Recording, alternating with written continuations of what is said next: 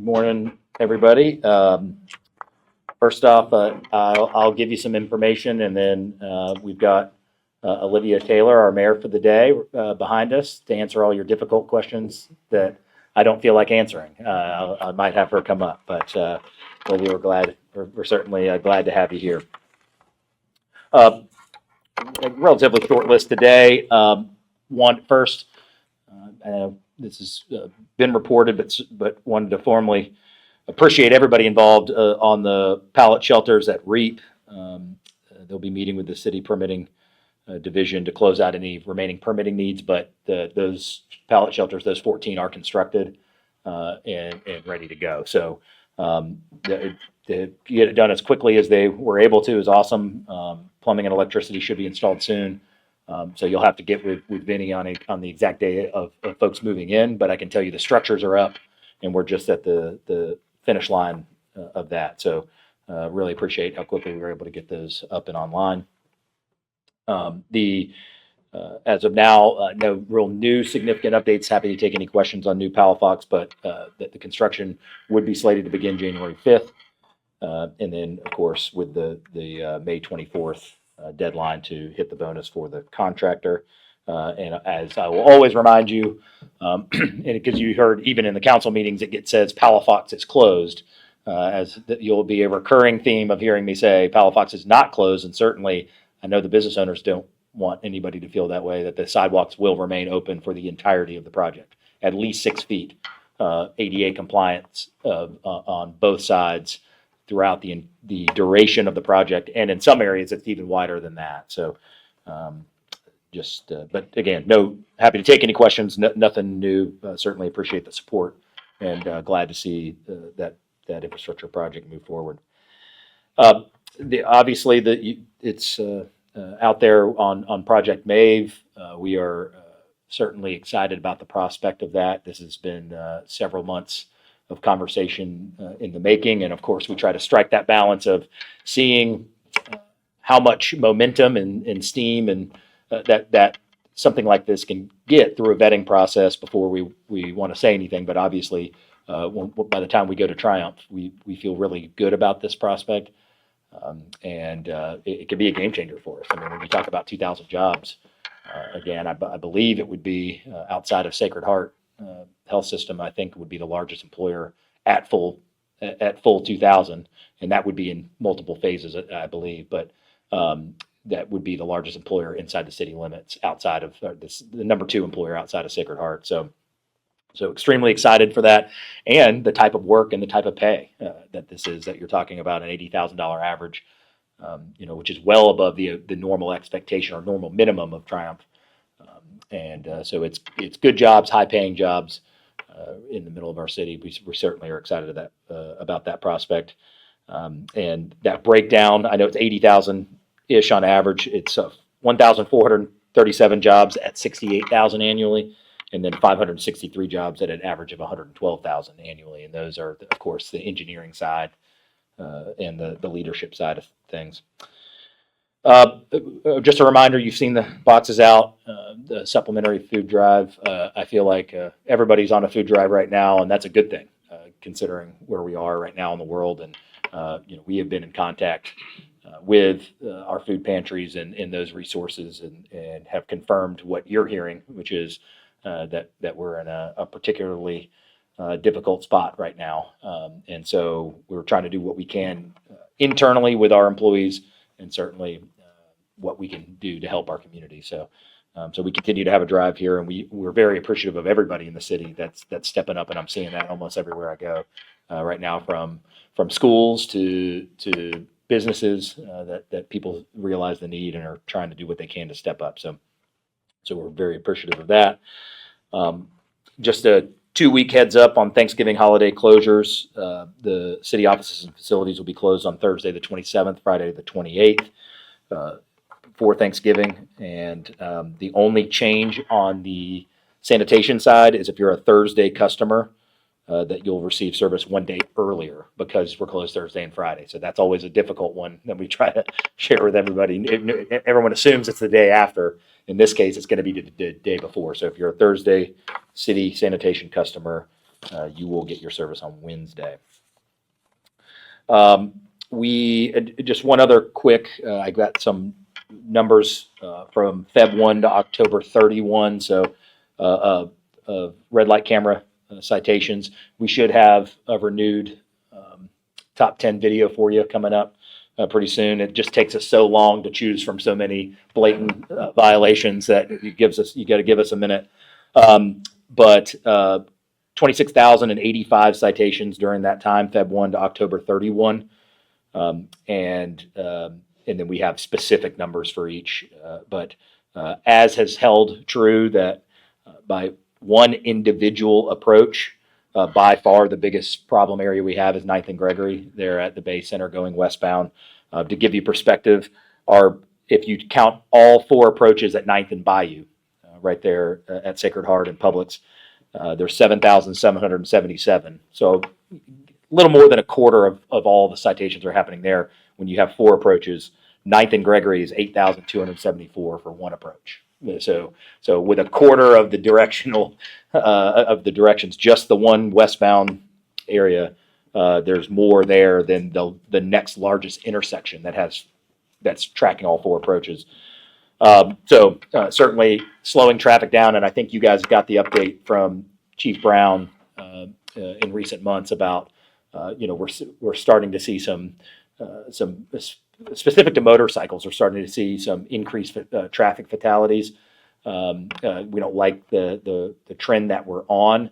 That being said, those aren't correlated necessarily with these intersections. It's in other parts of the city, and specific, we're seeing a pain point with motorcycles. But where that pain point is, where I think this does correlate, is we've seen an abnormally large amount of activity that we don't want to see coming off of the bridge. So when you put there are 2 independent measurements. One is at 9th and Gregory, the other is coming off the bridge, because clearly when you're coming off the bridge, you're not reacting to that light nearly yet. That being said, you start talking about a problem corridor. I think it's the speed of which we allow that amount of volume of traffic to come through, which is in line with every traffic study you ever see around the United States. When you allow cars to move that quickly, one way with no stopping, it just turns out that more negative things happen. So certainly the data at 9th and Gregory suggests it, and unfortunately the fatality and crash data that's happening, especially in that kind of 14th and Gregory area as you come off the landing of the bridge, is alarming for us. So we're keeping an eye on that. We're looking at how we can make sure we're allocating traffic resources outside of red light cameras, but the manpower of traffic resources to see what we could do to help mitigate those things. Those details of exactly how we'll deploy that, obviously, I would probably defer you to Mike, but we're aware of that issue, and it's something that we're trying to address. That is everything that I've got right now. Happy to take your questions. Can you talk about Project Maeve and the significance? Yeah. Again, when I started here, we talked about when I was knocking doors all over the city, we talked about safety and housing and jobs, and that we find ourselves in this amazing place in Pensacola that we weren't in 10 or 15 years ago, which is that our talented people want to stay here, our young people want to stay here, they want to come home. But the challenge that's in front of all of us as a community, the city, the county, small businesses, everybody, is how do we continue to have those high-paying jobs where someone can be the breadwinner of their family, make more money than their parents or their grandparents did. It's not just about jobs, period. It's about those quality, high-paying jobs. And so to be able to see this type of volume, to have potentially 2,000 jobs at an $80,000 wage, well above the median, is something that we're absolutely excited about. And we really, the grand strategy at the port, I feel like this is a testament to a lot of concerted effort that we've put in the last several years to say it's not just any port use that comes here, regardless of job count or regardless of what the rent is. It's about being strategic on a small port about those highest and best uses. And I don't think there's a higher or better use at our port. Whether rent's $1 more or less, or whether wharfage and tonnage is $1 more or less, is secondary to how can we compound what happens on a 50-acre port and have it have economic opportunity regionally. And I think GE is an example of that. We play one part of a 2,100 job source with GE right now, and that's a perfect example. We play a key role in helping fuel many jobs off port, and those are the uses I like. American Magic, we feel, is going to be the same way with other residual uses as they get into more manufacturing, and certainly this job. Not only will it be, or this project, excuse me, not only will it be the 2,000 on port, but the other ancillary benefits that we think would come off port is how we really compound our impact when you have a small port. And so we're very, very excited for it. And again, we feel it could be an absolute game changer. Can you give me insight on like the types of jobs, like on the low end there, the ones that are, I guess, was it 65 or just below the engineers? Yeah. You know what kind of jobs and the training, and we've done some stories the last few months on trades. Yeah. There's a shortage of construction workers, that kind of thing. Yep. Do you have any insight on the kind of jobs?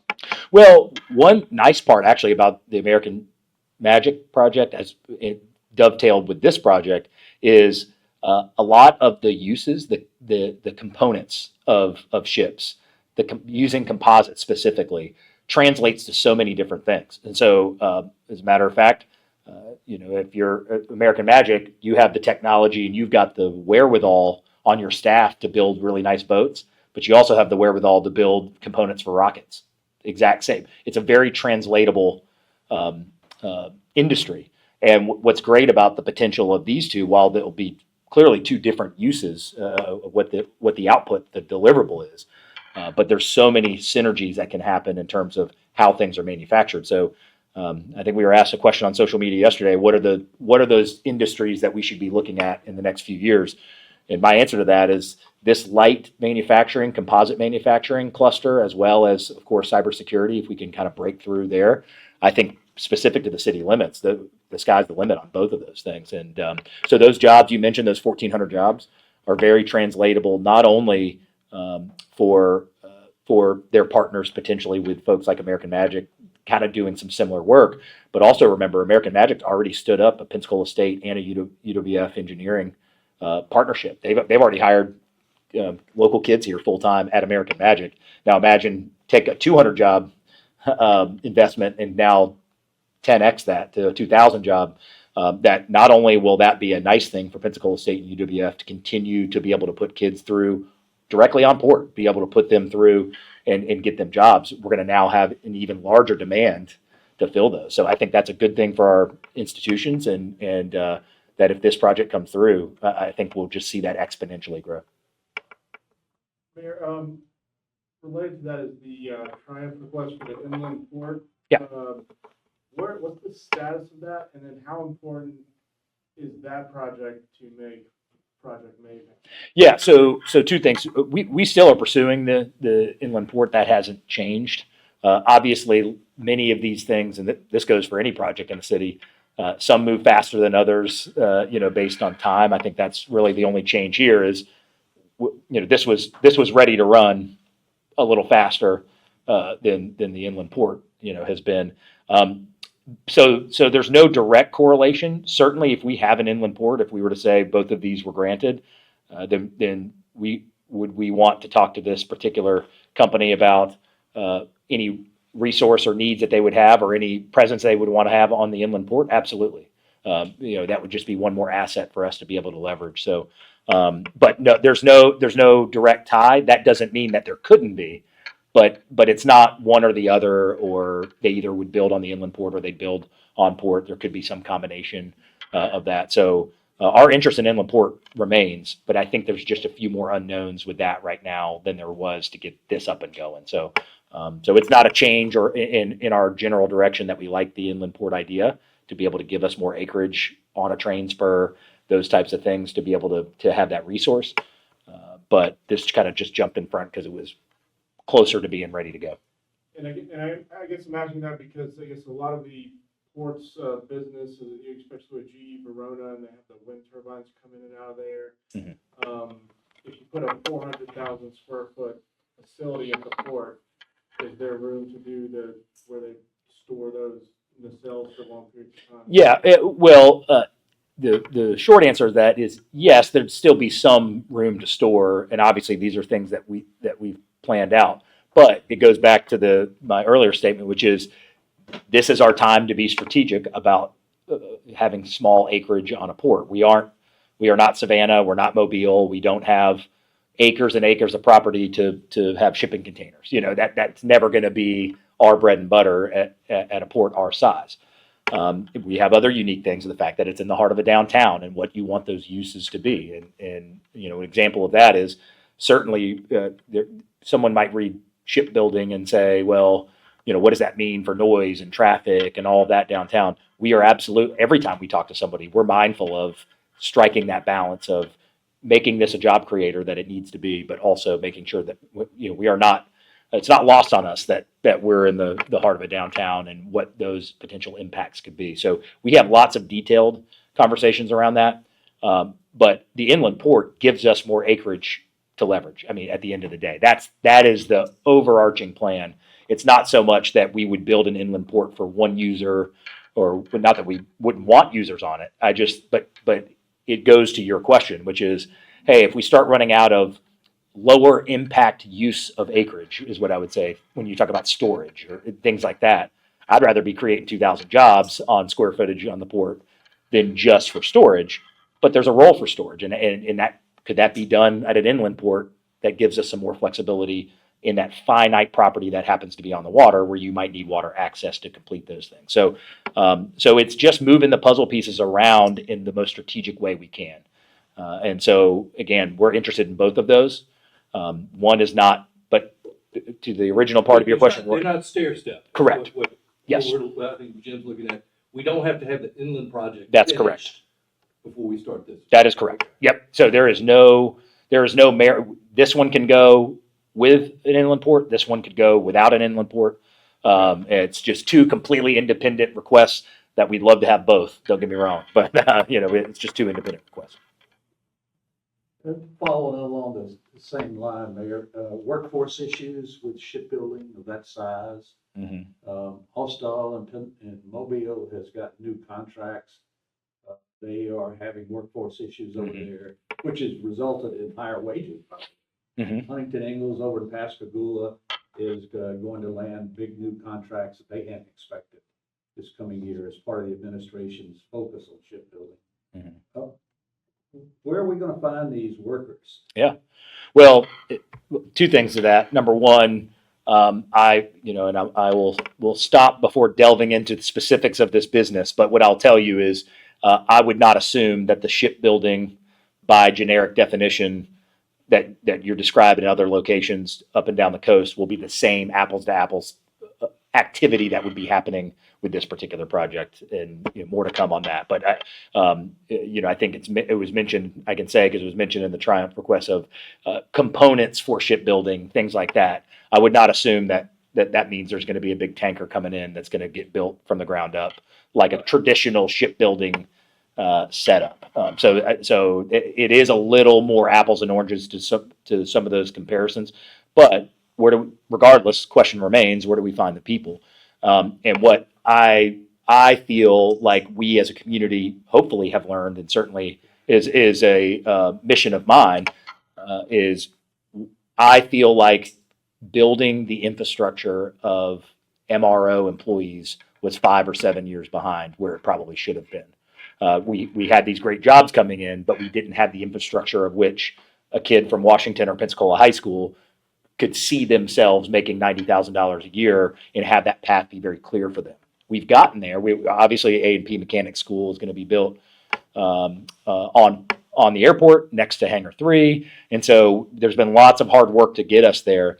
But it's kind of the fool me once situation. I firmly believe that with a project like this, we should be just as mindful and have as high a priority as the engine to fulfill these jobs, and not just get excited about the jobs and then lag behind the bridge to be able to fill them, right?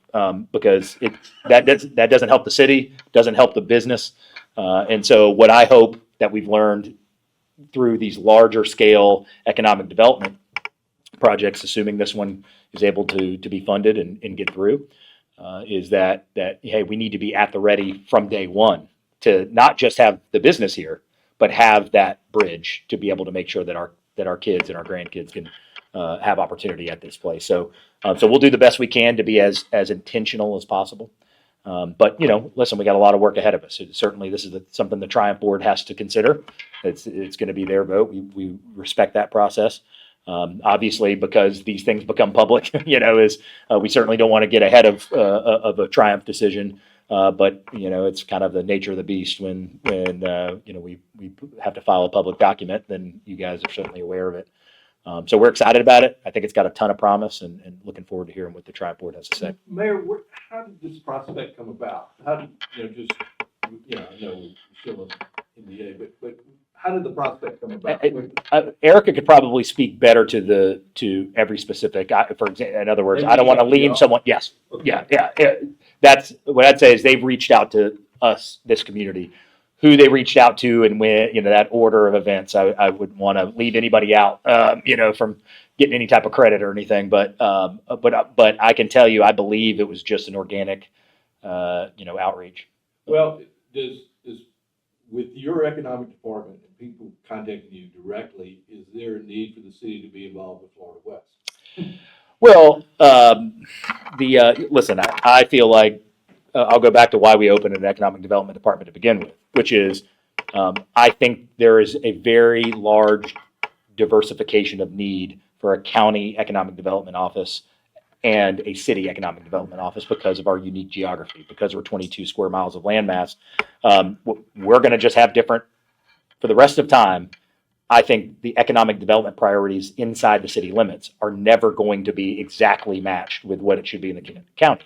And it shouldn't be really because of the different assets, the different unique needs. So that's the reason that, and being an entrepreneur myself, and kind of I get too much impatience of hoping someone else is going to do something, and so I've been certainly proud of the efforts that our office has made.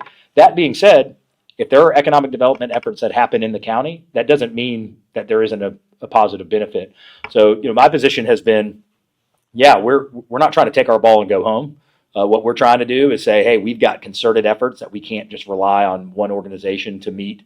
But if we can be helpful in doing good things for our region, for job creation in our region, there's lots of city residents that work in the county, and there's lots of vice versa. Some people that work in the city that live in the county. So, that doesn't mean that we are adversarial to their efforts in any way. We're in regular conversation with them, and as I always tell them, I'll get on a plane anywhere at any time to bring 1,000 jobs to 9 Mile Road or to Molino or to whatever else. So we try to do the best we can to work together on everything and go from there. On the stoplights, or the traffic cameras, Mhm. one of the goals initially was, one of the statistics that you offered was that how much police time was being spent on traffic accidents. Mhm. Do we have any data, any reduction in traffic accidents? Yeah, that shows some savings? Well, a couple of things.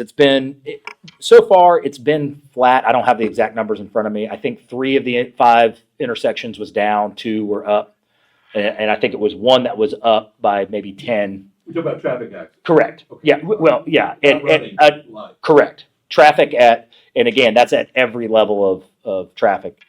What we have to dive into, the numbers I don't have, is the severity of injuries and or deaths versus, meaning that those numbers have stayed relatively flat, but not flat at every intersection. I think we've had one intersection in particular that maybe went up by 10 year over year. And then again, 3 of the other 4 were down, pretty significantly. So, but we continue, as we told you before, I think, once we have a year of data, we've gone through a whole kind of season, we can see whether that makes sense. And we've got to dive deeper into if 50 fender benders at one intersection is different than 10 deaths and injuries, and so, those are the things that we want to look at. But I know one myth out there is, well, there's all these because people are stopping at the red light, which, you can really answer 2 ways. Well, one, you shouldn't be trailing someone that closely on normal functioning anyway. But second to that, we have not been given by the police department any consistent data that the accidents are there's some significant increase in rear ending because of, I know that's always kind of a myth that's out there, but we have not been made aware of that being any type of cause to the accidents that are happening at those lights. Mayor, the other goal was to reduce PPD man hours investigating fender benders to fatalities. Do you have any early reads on that? Are Well- you getting close to that? Well, number one, we certainly know that our 5 most problem intersections, over a decade plus of time that we've measured, maybe for 15 years at different points, obviously with these up, that's less folks that we would need to be doing the routine traffic stuff. That being said, one unintended consequence that I think we're going to have to deal with is we've gotten so many accidents so many red light violations, way more than we even assumed, that takes man hours. Remember, because we certainly promised the community, as we should, that it's not just going to be a computer looking at a ticket and sending it out, that we have to have. So the unintended consequences right now, I think our traffic team is probably spending more time having to go through 26,085,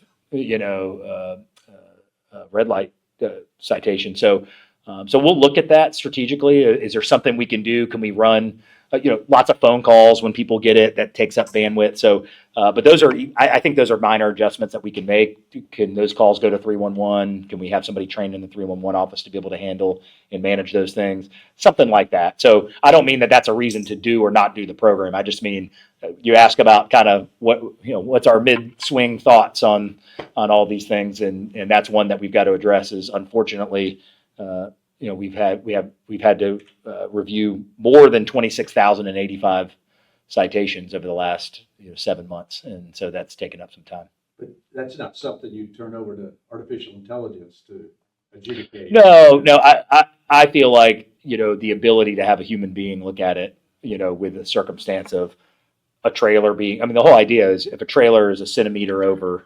This is not a gotcha and as you'll see in the videos yet again, or we could give you a top 10, a top 100, top 250. You tell me how many videos you want, and we can provide them. Patronus in any of the videos? Not in Escambia County. Okay. So, That. okay, yeah. We'll go 6 over. Right. 6 over. Yeah, you'll have to go to the Gulf Breeze press conference. Mayor, speaking of AI, how's the sanitation AI program working in terms of your recyclables? Yeah, we were getting it up and online. I know we've been piloting it. I'll have to get you an update. If we're fully up, I know that the piloting had started to take place. It's it's a big change, in terms of how we communicate and all that. But we can get you some more specifics on how many trucks is it on. Are we testing it on specific routes? I know that that's about where we are. But Amy can follow up with you.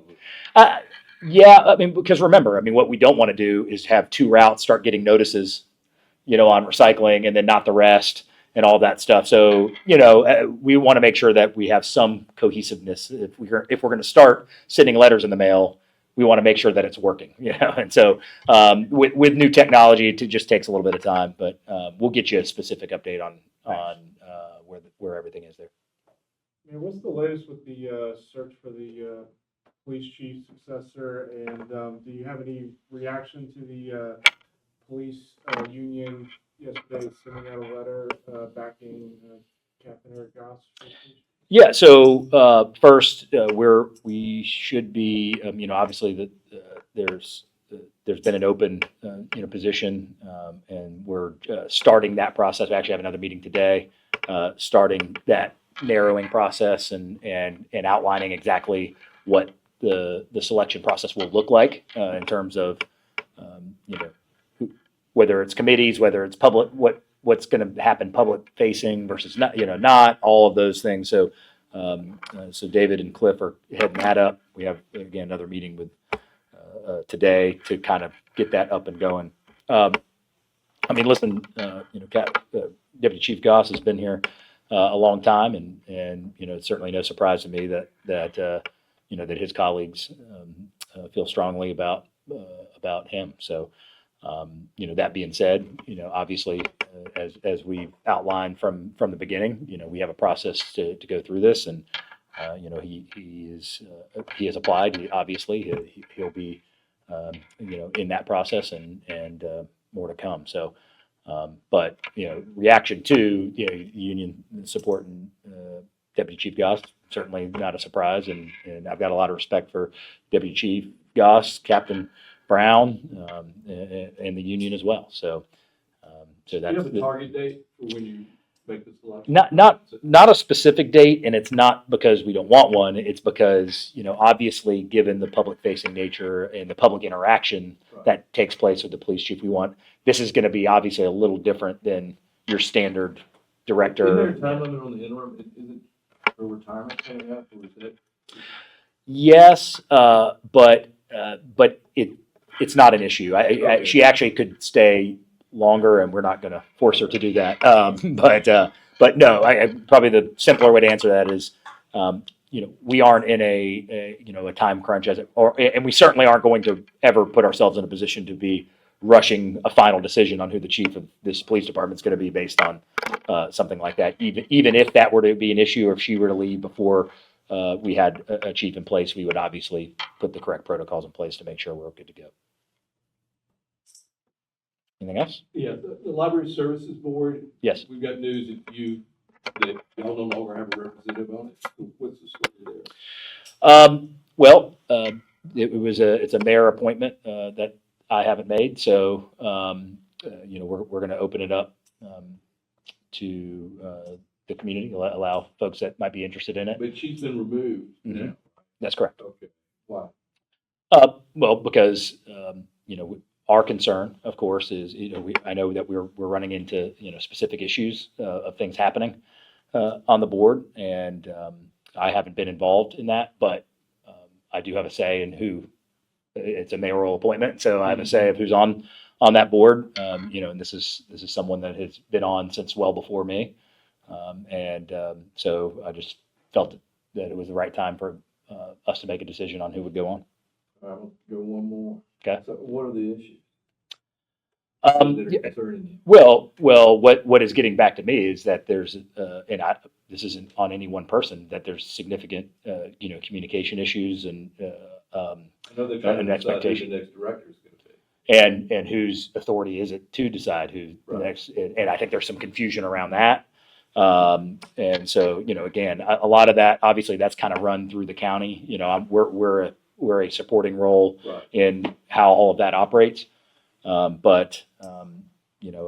As I said, certainly it's our office's ability to appoint who we want to appoint and, have folks in. And I felt like, given some of those circumstances, it was probably time for us to take a fresh look at who would be in that position. So. All right. Anything else? Thanks, guys. Appreciate it.